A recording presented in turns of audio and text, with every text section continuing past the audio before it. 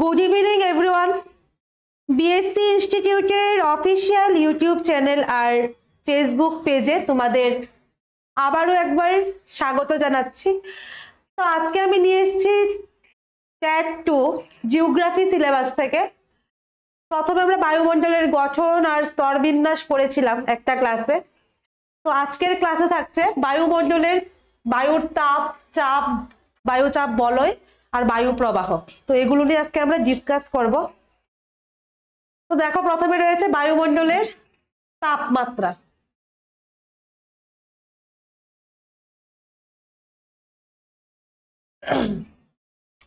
Insolation. Insolation হলো সূর্য থেকে আগত সৌর বিকিরণ যা ছোট তরঙ্গ আকারে গ্রহণ করা হয়। সূর্য থেকে আসা সৌর বিকিরণ যা ছোট ছোট তরঙ্গ আকারে গ্রহণ করা হয়। তো পৃথিবী পৃষ্ঠ প্রতি 2 ক্যালোরি প্রতি বর্গ সেন্টিমিটারে প্রতি মিনিটে তাপ গ্রহণ করে। অর্থাৎ পৃথিবী পৃষ্ঠ প্রতি মিনিটে 2 ক্যালোরি তাপ গ্রহণ করে, যা সোলার কনস্ট্যান্ট অর্থাৎ সৌর ধ্রুবক নামে পরিচিত। আবারও বলছি যে পৃথিবী পৃষ্ঠ প্রতি মিনিটে যে তাপটা গ্রহণ করে ওই তাপটা হচ্ছে 2 ক্যালোরি বা 2 বর্গ সেন্টিমিটার প্রতি মিনিটে। ঠিক আছে, প্রতি মিনিটে যে তাপটা গ্রহণ করে ওইটা হচ্ছে সোলার কনস্ট্যান্ট বা সৌর ধ্রুবক। তো নেক্সট চলো, বায়ুমণ্ডলের উষ্ণতা এবং শীতলতা। অন্যান্য বস্তুর মতো বায়ু 3টি প্রক্রিয়ার মাধ্যমে কি হয়? উত্তপ্ত হতে পারে।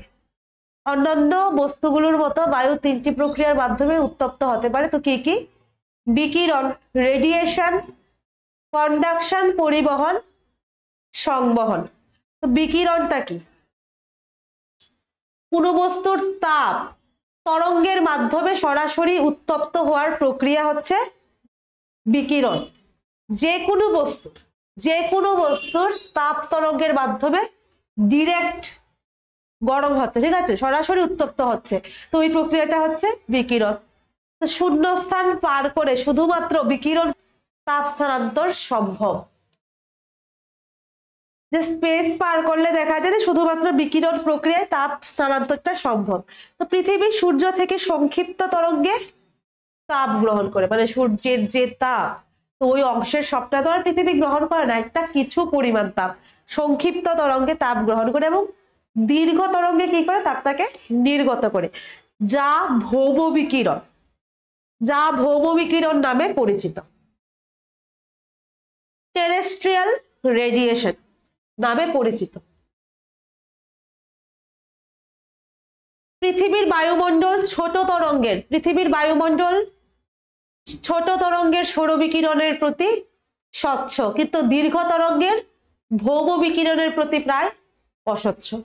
অর্থাৎ পৃথিবীর বায়ুমণ্ডলটা এইরকম যে ছোট ছোট যে তরঙ্গগুলির সৌর বিকিরণ আছে ওইগুলোতে স্বচ্ছ, কিন্তু দীর্ঘ তরঙ্গের যে ভৌম বিকিরণ, ভৌম মানে ভূমিতে, ভৌম বিকিরণ আছে ওইগুলি প্রায় অস্বচ্ছ।